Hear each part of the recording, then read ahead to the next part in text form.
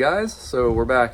It's been a little while and had a lot going on. So right now I'm in the middle of this project, the Corvair, and let me show you what's going on there. But first I'll show you the Nova.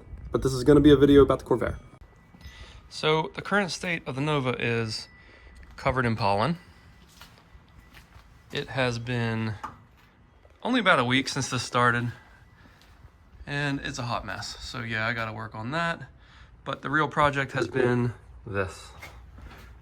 The Corvair engine is out, and I'll get to the reason why, but I'm making this video for anyone that's rebuilding a Corvair because I had a lot of questions about it.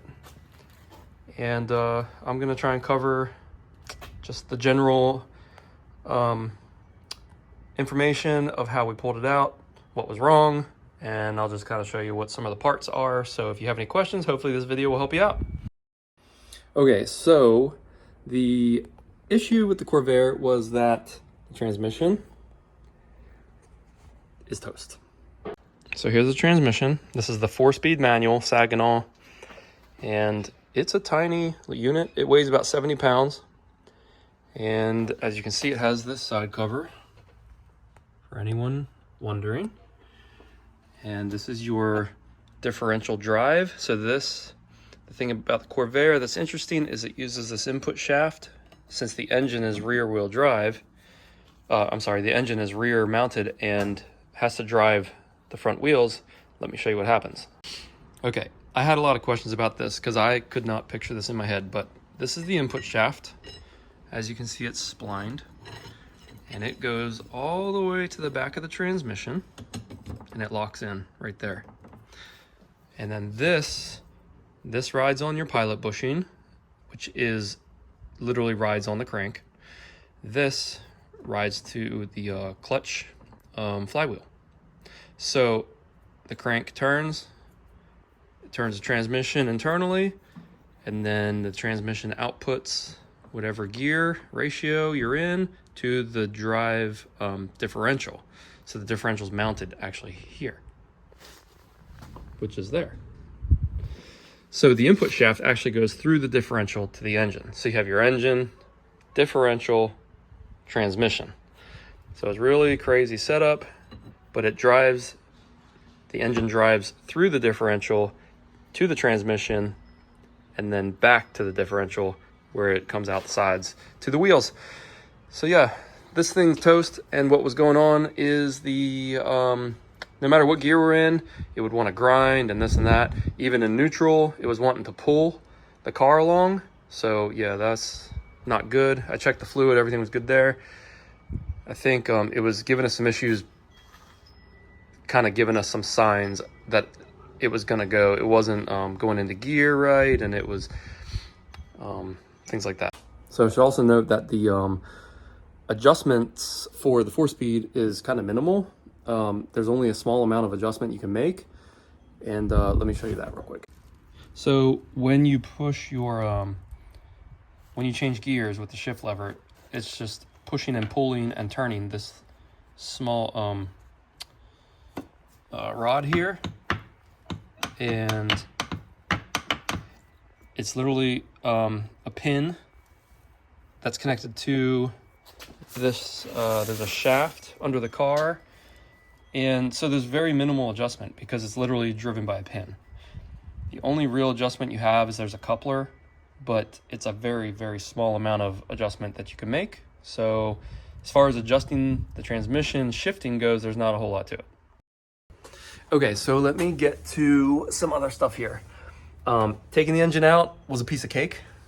It took about 2 hours. It was pretty hard work, but about 2 hours and we had it out. So taking it out, literally just disconnected the drive shafts and the strut rods on both sides. I mean, any accessories obviously have to come off. All your drive, like clutch linkage, see it back there? Clutch, shift linkage, all that stuff is just held on by pins and a cotter pin, so it's easy. Obviously I disconnected the fuel line, the battery. That's really it. That's it. So then we got a jack under it.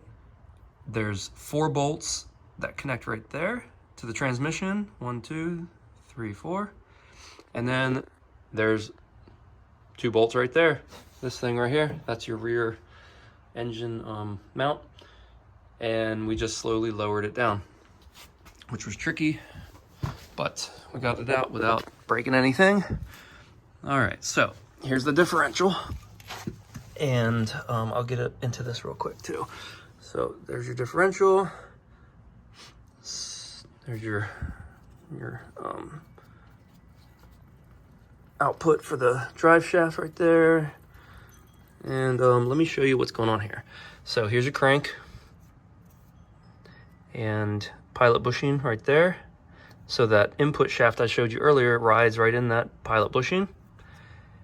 And here's a clutch disc. So you have your clutch disc, but you have your flywheel. So it's actually mounted like that. And then that's where the input shaft turns. And there's your pressure plate. And here is your throwout bearing right there. And that is driven by this fork, which pivots on this little thing here. And that drives the throwout bearing, pushes against the flex plate, which in turn releases the clutch. And yeah, that's it. That's pretty simple. But what's cool is your input shaft is driven by this, and it goes through, like I said, it goes through the differential. It comes out the back, and it goes to your transmission. And then from your transmission, it comes back and drives the differential. Now, the thing that's interesting is the differential and the transmission share fluid. And the reason there is that hole right there, and not just that hole, everything's kind of open to each other, but yeah, so they share the same fluid, and the only thing keeping the fluid from coming out of this shaft right here is this bushing or seal right there. I should say it's a seal. It's inside there, and that's called the input shaft seal. And I think that's where my leak was coming from. I had a leak, and I'm thinking that was it. But then this is like a snap ring that holds it in place. And what'll happen is if the oil's leaking out of here, it makes its way into the bell housing, and this thing was covered in oil from the clutch, throwing it all around. And then what happens is it makes its way down to this weep hole and drips out the bottom of the car. And it's easy to tell. You can just smell it if it's differential fluid, which mine was. If it's engine oil, then it might be coming from this seal right here, and making its way down. And same thing, it's gonna come out, no matter what, it's gonna come out this weep hole. So I hope that helps somebody. I know it's not a lot, but if you have any questions, write it in the comments. Okay, so that's it. Got a bunch of parts coming. We got a new transmission thanks to the Corvair Ranch, and we're gonna send this one back as the core. And they got a bunch of parts coming from Clark's, Corvair, seals, gaskets, all that basic stuff, you know. I got some new bushings too for the strut rods. They're coming. Yeah, that's it. We're gonna get this thing put back in, and hopefully have it on the road in a few days, so I'll keep you guys updated.